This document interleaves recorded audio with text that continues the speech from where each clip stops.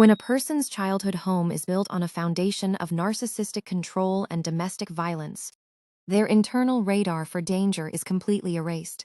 10 years ago, running away from a toxic household seemed like the only path to survival. But dark psychology reveals a terrifying truth.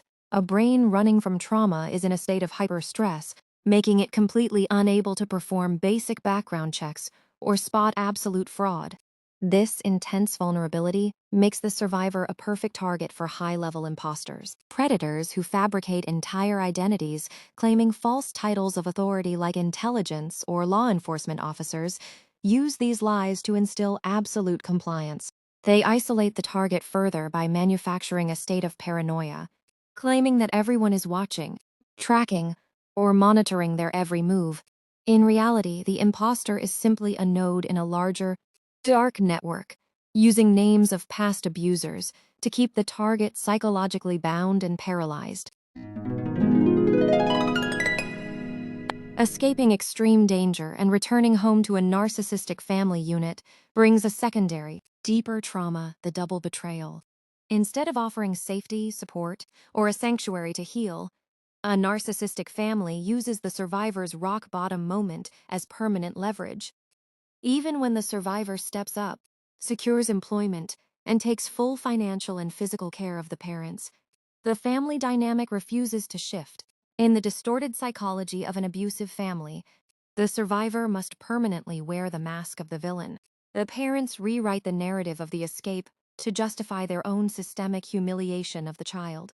This constant projection ensures that no matter how much the survivor achieves or contributes, they are met with hostility, ingratitude, and absolute emotional starvation. When abuse penetrates every layer of life from the home to career, from extended relatives to creative passions like dance, the brain experiences total system shutdown. The paralysis sets in because the mind sees enemies in every corner. But the key to breaking this paralysis lies in separating your identity from your environments. Your talent, your intelligence, and your passion for dance art do not belong to the people who exploited you. They belong entirely to you. To jumpstart a paralyzed brain, you must engage in somatic reclamation. Return to your art forms, your movement, and your books in total isolation from the world. Do not dance or create for an audience, a career, or validation.